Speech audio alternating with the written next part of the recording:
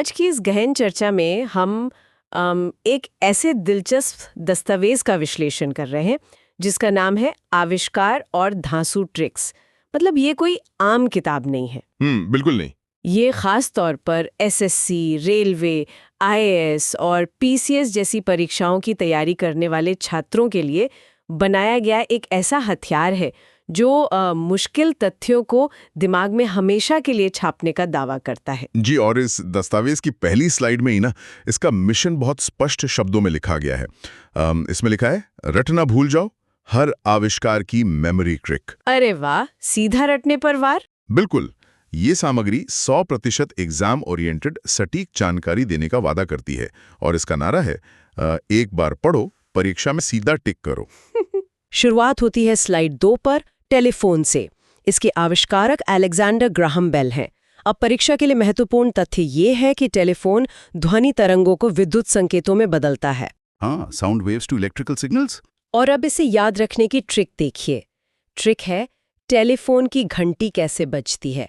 ट्रिंग ट्रिंग bell, phone में बजती है बेल, इसलिए आविष्कारक हुए ग्राहम बेल। मतलब ये सुनने में बहुत ही साधारण लगता है ना? मुझे तो ऐसा लग रहा है जैसे हमारे दिमाग में फोन और बेल का एक स्थायी कनेक्शन बन गया है, बिल्कुल किसी अलार्म की तरह। साधारण है लेकिन अविश्वसनीय रूप से प्रभावी भी है। मनोवैज्ञानिक भाषा में इसे हम पेवलोवियन एसोसिएशन की तरह देख सकते हैं। पेवलोवियन एसोसिएशन? हाँ, यहाँ एक उपकरण की सबसे ज्यादा पहचानी जाने वाली विशेषता, जो कि उसकी आवाज है, उसे सीधे आविष्कारक के नाम से जोड़ दिया गया है। जब कोई छात्र परीक्षा में टेलीफोन शब्द पढ़ता है ना, तो उसे कोई जटिल समीकरण याद नहीं करना पड़ता। मतलब वो ट्रिंग ट्रिंग याद आ जाती है। बिल्कुल, उसके दिमाग में तुरंत वो पुरानी घंटी वाली आवाज गूंजती है और बेल शब्द अपने आप सामने आ जाता है। तनाव की स्थिति में दिमाग सबसे आसान रास्ता ही चुनता है। और ये ट्रिक वही आसान रास्ता दे रही है। एकदम से। तारों के जरिए आवाज भेजने से लेकर हवा में बिना तारों के संचार करने तक का सफर भी कम दिलचस्प नहीं है। स्लाइड 3 पर आते हैं। टेलीफोन के बाद रेडियो की बारी आती है। रेडियो, हाँ। रेडियो का आविष्कार गुग्लियल्मो मार्कोनी ने किया था। इसका एग्जाम फैक्ट है कि ये वायरलेस संचार का मुख्य आधार है। लेकिन इसकी जो ट्रिक यहाँ दी गई है ना, वो मुझे जोर से हंसने पर मजबूर कर देती है। ऐसा क्या है ट्रिक में? ट्रिक है, रेडियो खराब हो गया तो उसे ठीक करने के लिए क्या कहा, इस पर अपनी कोहनी मार खोनी। मार्कोनी मतलब यार, कोई छात्र एक महान इतालवी आविष्कारक का नाम इस देसी जुगाड़ से कैसे याद रख सकता है? अरे यही तो इस ट्रिक की सबसे बड़ी ताकत है। ये हमारी एपिसोडिक मेमोरी यानी घटना आधारित याददाश्त का फायदा उठाती है। अच्छा, कैसे? हम सबने अपने घरों में देखा है ना कि जब कोई पुराना इलेक्ट्रॉनिक सामान जैसे टीवी या रेडियो काम करना बंद कर देता है, तो लोग उसे ऐसे ही ठोक पीट कर चलाने की कोशिश करते हैं। हाँ, बिल्कुल, 1-2 थप्पड़ मारते हैं टीवी को। वही, ये एक बहुत ही आम मानवीय व्यवहार है। इस सामग्री को बनाने वाले ने उसी सार्वभौमिक अनुभव को पकड़ा और उसे एक विदेशी नाम मार्कोनी को याद करने का जरिया बना दिया। तो जाना पहचाना अनुभव और नया नाम जुड़ गया। जी, जब नया और अपरिचित ज्ञान किसी बहुत ही पुराने और परिचित अनुभव से जुड़ जाता है ना, तो उसे भूलना लगभग असंभव हो जाता है। यहाँ बात वाकई बहुत दिलचस्प हो जाती है। आप स्लाइड 4 वाली उस ट्रिक पर आते हैं जिसका जिक्र मैंने बिल्कुल शुरुआत में किया था। वो एक्सरे वाली? हाँ, ये बात वाकई दिमाग को चकरा देने वाली है। बात हो रही है एक्सरे की। 1895 में विल्हेम रॉन्टजन ने इसकी खोज की थी और चिकित्सा क्षेत्र में क्रांति ला दी थी। बहुत बड़ी क्रांति थी वो। लेकिन इस गंभीर ऐतिहासिक खोज को याद रखने का तरीका क्या है? ट्रिक कहती है, जब लड़के का पूरा एक्सरे हुआ तो उसका कान रेड हो गया और वो रोने लगा। डॉक्टर बोला, कान रेड है, रोते जन मतलब रोते जा। तो रोते जन से बना रॉन्जन। सोचिए, इतनी बड़ी मेडिकल क्रांति और एक रोते हुए बच्चे की बेतुकी कहानी। देखिए, यहाँ पर हास्य और विषमता का बड़ा ही शानदार इस्तेमाल किया गया है। एक्सरे मशीनें आमतौर पर बहुत ठंडी, तकनीकी और अस्पतालों के उस डरावने माहौल से जुड़ी होती हैं, है ना? हाँ, बिल्कुल, डर लगता है देखकर। छात्रों के लिए रॉन्जिन जैसा भारी भरकम नाम याद रखना एक नीरस काम है, लेकिन इस ट्रिक ने उस नीरसता को एक पूरी कॉमिक सिचुएशन में बदल दिया है। एक रोता हुआ बच्चा और डॉक्टर जो उसे रोते जन कह रहा है। हाँ, ये दृश्य इतना अजीब है कि दिमाग इसे नजरअंदाज कर ही नहीं सकता। परीक्षा हॉल में जब ये सवाल सामने आएगा तो ये अजीब सी छवि तनाव के बीच भी एक मुस्कान लाएगी और छात्र को सही उत्तर तक पहुंचा देगी। लॉजिकल है। खैर, तरंगों और संचार की इस दुनिया से आगे बढ़कर अब स्लाइड 5, 6 और 7 की तरफ चलते हैं। मशीनों और ऊर्जा की बात करते हैं अब। जी, वो मशीनें जिन्होंने भौतिक दुनिया का नक्शा ही बदल दिया। स्लाइड 5 पर है विद्युत जनरेटर, जिसका आविष्कार माइकल फैराडे ने किया था। परीक्षा का तथ्य यह है कि जनरेटर यांत्रिक ऊर्जा को विद्युत ऊर्जा में बदलता है। Mechanical to electrical. और इसकी ट्रिक हमारे सांस्कृतिक परिवेश से बहुत गहराई से जुड़ी है। ट्रिक है, शादी में लड़के के फेरे चल रहे थे और लाइट चली गई। फेरे के दिन लाइट गई तो जनरेटर मंगवाया। फेरे डे फैराडे। ये मुझे बहुत ही सटीक लगा। ये सांस्कृतिक संदर्भ का एक बहुत ही बेहतरीन उदाहरण है। भारत में शादियों के दौरान अचानक बिजली जाना और फिर जनरेटर की भारी आवाज का शुरू होना, ये तो एक ऐसा दृश्य है जिसे लगभग हर किसी ने देखा या महसूस किया है। हाँ, वो जनरेटर की धक धक धक आवाज। बिल्कुल। फेरे के दिन और फैराडे के बीच जो ध्वन्यात्मक समानता है ना जी, वो एकदम सटीक बैठती है। ज्ञान को जब हम स्थानीय संस्कृति और रोजमर्रा के अनुभवों के सांचे में ढालते हैं तो वो ज्ञान अपना सा लगने लगता है। तो सांस्कृतिक अनुभव से सीधा भू राजनीति की तरफ चलते हैं। स्लाइड 6 पर अगली मशीन बहुत ही विशाल और खतरनाक है, पनडुब्बी यानी सबमरीन। अरे हाँ, ये तो काफी दिलचस्प है। इसके आविष्कारक डेविड बुशनेल हैं। ये पानी के भीतर युद्ध और अनुसंधान के लिए उपयोग होने वाला वाहन है। ट्रिक कहती है पनडुब्बी बहुत महंगी होती है, आम आदमी नहीं खरीद सकता। इसे तो अमेरिका के अमीर राष्ट्रपति बुश ने ली। लेकिन क्या इस तरह की भू राजनीतिक तुलनाओं से ऐतिहासिक भ्रम पैदा नहीं होता? मतलब कहीं छात्र ये तो नहीं मान लेंगे कि सच में राष्ट्रपति बुश ने पनडुब्बी खरीदी थी? ये एक जायज चिंता है आपकी, लेकिन असल में ऐसा होता नहीं है। दिमाग इस बात को समझता है कि ये सिर्फ एक अतिशयोक्ति है। अच्छा। अगर हम इसे बड़ी तस्वीर से जोड़कर देखें ना, तो अमेरिका के राष्ट्रपति को ताकत और पैसे का प्रतीक माना जाता है। पनडुब्बी जैसी जटिल और महंगी सैन्य मशीन को खरीदने की क्षमता भी उसी स्तर के व्यक्ति में होगी। हाँ, ये बात तो है। तो बुश और नेली का संयोजन दिमाग में एक बहुत ही स्पष्ट और भव्य चित्र उकेर देता है। सत्ता, पैसे और एक अंडर वाटर मशीन का ये मेल याददाश्त के लिए एक मजबूत लंगर का काम करता है। समझ गई। अगर अजीबो-गरीब चित्रों की बात हो ही रही है तो स्लाइड 7 पर जो अगला उदाहरण है उससे ज्यादा बेतुका कुछ नहीं हो सकता। क्या है स्लाइड 7 पर? रेफ्रिजरेटर यानी फ्रिज। आविष्कारक है हैरिसन और कैटलिन। परीक्षा के लिए जरूरी तथ्य ये है कि फ्रिज क्लोरोफ्लोरोकार्बन यानी CFC गैसों का मुख्य स्रोत हुआ करता था। हाँ, CFC। अब इस ट्रिक को सुनिए। जैसे ही मैंने अपना फ्रिज खोला, अंदर कौन बैठा था? हैरी पॉटर और कैटरीना कैफ। हैरी और कैटरीना से बना हैरिसन और कैटलिन। क्या बात है। बैठे हुए देखिए। तो इस सब का क्या मतलब है? क्या हमारा दिमाग बेतुकी चीजों को सबसे जल्दी याद रखता है? बिल्कुल।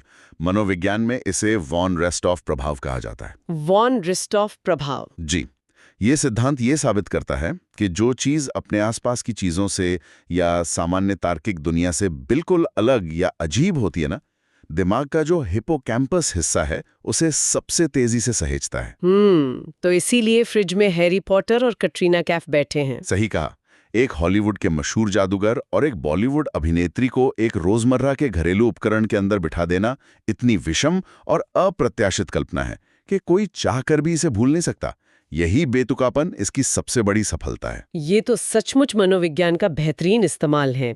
अब थोड़ा बाहर निकलते हैं और बात करते हैं रोजमर्रा की आवाजाही की। स्लाइड 8, 9 और 10 पर हमारी प्यारी साइकिल। हाँ, साइकिल। स्लाइड 8 पर है ये। इसके आविष्कारक किर्कपैट्रिक मैकमिलन है। एग्जाम फैक्ट ये है कि यह बिना ईंधन का सबसे बेहतरीन और पर्यावरण के अनुकूल परिवहन साधन है। यहाँ जो ट्रिक दी गई है ना, वो जवानी और कॉलेज के दिनों की याद दिलाती है। ट्रिक है, कॉलेज के दिनों में लड़के के पास बाइक नहीं थी। वो अपनी गर्लफ्रेंड से मिलने कैसे गया? साइकिल से।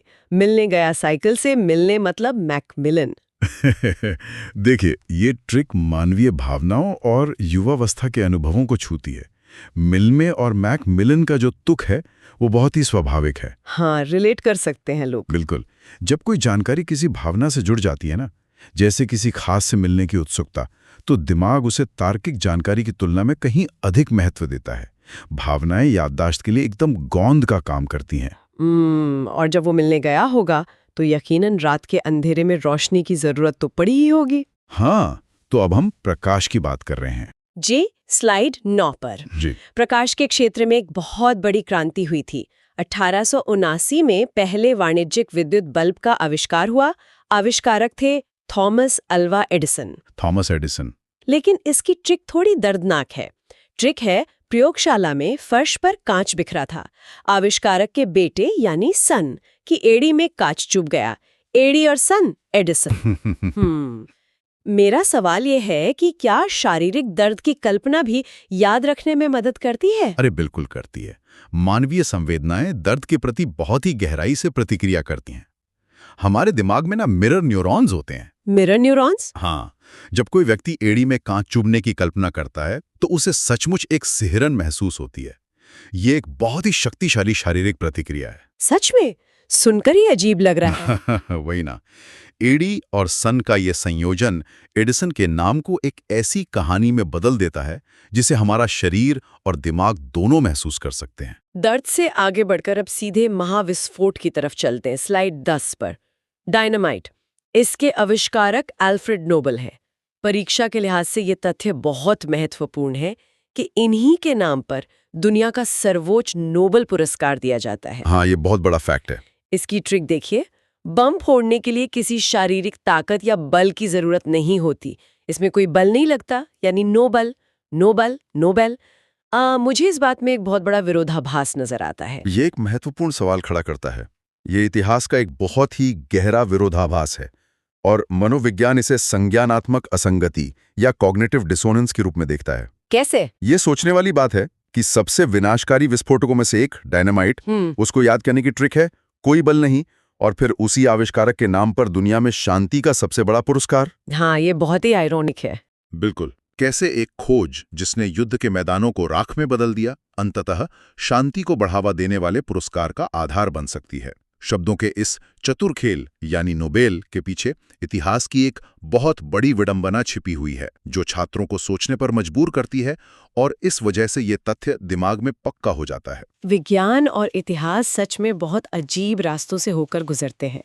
खैर, अब भौतिक दुनिया के इन बड़ी बड़ी मशीनों से निकलकर हम गणना और सूक्ष्म विज्ञान की दुनिया में प्रवेश करते हैं। स्लाइड 11 और 12 पर। स्मार्ट मशीनों का दौर। जी, स्मार्ट मशीनों की बात आती है, यानी कंप्यूटिंग तकनीक की। स्लाइड 11 में 2 प्रमुख आविष्कार हैं। पहला है कैलकुलेटर, जिसके आविष्कारक ब्लेज पास्कल है। ट्रिक है, एग्जाम में कैलकुलेटर मिल जाए तो सब पास कल हो जाएंगे, यानी कल पास हो जाएंगे। Pascal, pascal. ये ट्रिक सीधे तौर पर परीक्षा देने वाले छात्रों की सबसे बड़ी और गहरी इच्छा से जुड़ती है। गणित के पेपर में किसी तरह कैलकुलेटर ले जाने की अनुमति मिल जाए, ये तो हर छात्र का सपना होता है। हाँ, काश ऐसा हो पाता। है ना? उस हताशा और इच्छा को पास्कल के इस शब्द खेल में ढाल देना बहुत ही चतुराई भरा कदम है। और इसी श्रेणी में दूसरा नाम है कंप्यूटर का, जिसके आविष्कारक चार्ल्स बैबेज है। यहाँ जो ट्रिक दी गई है वो आज के बाजारवाद पर तंज कसती है। ट्रिक है, आजकल कंप्यूटर बेचना है तो कोई चार्ल्स से बेच, चार्ल्स से बेच, चार्ल्स बैबेज। देखिए, आधुनिक तकनीकी युग में जहां हर कोई गैजेट्स बेचने के लिए नई नई रणनीतियां और चालें अपना रहा है, ये ट्रिक बहुत ही प्रासंगिक लगती है। एकदम रिलेटेबल है। विदेशी नामों को तोड़ मरोड़ कर उन्हें एक स्थानीय सड़क छाप अर्थ देना याददाश्त के लिए एक बेहतरीन औजार है। अब जिस हिस्से पे हम पहुंच रहे हैं ना, स्लाइड 12, वो मेरी नजर में इस पूरे दस्तावेज का सबसे बड़ा मास्टर स्ट्रोक है। वो परमाणु वाले कण। हाँ, परमाणु के मूल कण यानी सबएटॉमिक पार्टिकल्स, इलेक्ट्रॉन, प्रोटॉन और न्यूट्रॉन, इन्हें याद रखने के लिए द अल्टीमेट मेगा ट्रिक दी गई है। ट्रिक है ईंट पर नाच। अरे वाह, ईंट पर नाच। इसे डिकोड करना बहुत दिलचस्प है। ईंट में ई से इलेक्ट्रॉन और ट से जे थॉम्सन, पर में प से प्रोटॉन और र से रदरफोर्ड, और नाच में न से न्यूट्रॉन और च से चैडविक। ईंट पर नाच। ये वाकई एक मास्टर स्ट्रोक है। क्वांटम फिजिक्स और जो उपपरमाणु कण हैं वो बहुत ही अमूर्त या एब्स्ट्रैक्ट विषय हैं। हाँ, वो तो है। इन कणों को ना तो देखा जा सकता है और ना ही छुआ जा सकता है। जब जानकारी बहुत अधिक अमूर्त होती है ना, तो दिमाग पर संज्ञानात्मक भार यानी कॉग्निटिव लोड बढ़ जाता है। छात्रों को अक्सर इन तीनों कणों और उनके खोजकर्ताओं के नामों में भयंकर भ्रम होता है। मिक्सअप हो जाते हैं सारे नाम। बिल्कुल, लेकिन इस ट्रिक ने उस पूरे भ्रम को एक झटके में खत्म कर दिया है। ईंट जैसी एक ठोस और भारी चीज और उस पर नाचने जैसी एक मजेदार शारीरिक क्रिया, अमूर्त विज्ञान को एक मूर्त और हास्यास्पद छवि में बदल देना ही इस ट्रिक की सफलता का राज है। हाँ, किसी को ईंट पर नाचते हुए देखना, किसी को ईंट पर नाचते हुए कल्पना करना दिमाग का सारा बोझ हल्का कर देता है। श्रोताओं को भी ये याद रखना चाहिए कि ये स्लाइड बहुत महत्वपूर्ण है। सच में ईंट पर नाचते हुए किसी इंसान की छवि दिमाग से कभी मिट ही नहीं सकती। अब हम चर्चा के अंतिम चरण में हैं, स्लाइड 13। ये देखना जरूरी है कि विज्ञान ने हमारी जान कैसे बचाई है। चिकित्सा जगत, मेडिकल साइंस। जी, चिकित्सा जगत से जुड़े 3 बड़े आविष्कारों का जिक्र है यहाँ। सबसे पहले चेचक का टीका यानी स्मॉल पॉक्स वैक्सीन। इसके आविष्कारक एडवर्ड जेनर है। ट्रिक है, चेचक से जान जा सकती थी, टीका ने बचाई। जान से बना जेनर। देखिए, चेचक इतिहास की सबसे भयानक और जानलेवा बीमारियों में से एक थी। इस ट्रिक में जान शब्द का जो प्रयोग है ना, वो बहुत ही खूबसूरती से किया गया है। नाम और काम दोनों बता रहे हैं। ये न केवल आविष्कारक जेनर के नाम की ओर इशारा करता है, बल्कि उस टीके के वास्तविक ऐतिहासिक महत्व कि उसने करोड़ों जानें बचाईं, उसे भी रेखांकित करता है। ये तथ्य और भावना का एकदम सही संतुलन है। इसके बाद है स्टेथोस्कोप। आविष्कारक है रेने लेनेक। ट्रिक है, डॉक्टर इसे अपने नैक यानी गले में लेते हैं।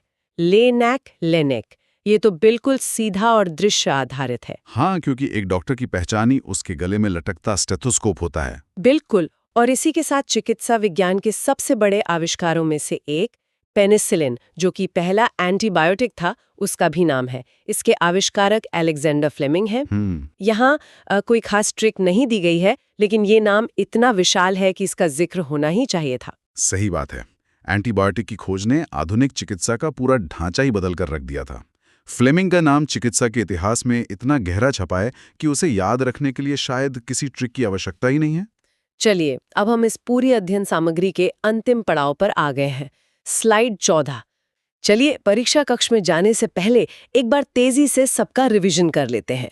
मैं मशीन बोलूंगी, आप ट्रिक बताना। ठीक है, शुरू करते हैं। टेलीफोन, ग्राहम बेल, क्योंकि फोन की ट्रिंग ट्रिंग बेल बजती है। रेडियो, मार्कोनी, खराब हो तो मार कोहनी। एक्सरे, रॉन्जन, क्योंकि कान रेड हैं और रोते जन। जनरेटर, फेराडे, शादी में फेरे के दिन लाइट गई तो फेरे डे। फ्रिज, हैरिसन और कैटलिन, क्योंकि फ्रिज के अंदर बैठे हैं हैरी और कैटरीना। डायनामाइट, नोबेल, क्योंकि बम फोड़ने में नोबेल लगता है। और अंत में ब्रह्मांड के मूल कण। 8 पर नाच, electron, Thomson, proton, Rutherford, neutron, Chadwick. क्या बात है! ये सारा ज्ञान अब दिमाग की गहराइयों में हमेशा के लिए दर्ज हो चुका है। दोस्तों, अगर आपको ये एक्सप्लेनेशन पसंद आया हो तो ऐसे ही स्टडी नेशन के साथ जुड़े रहिए और पढ़ाई को आसान बनाइए।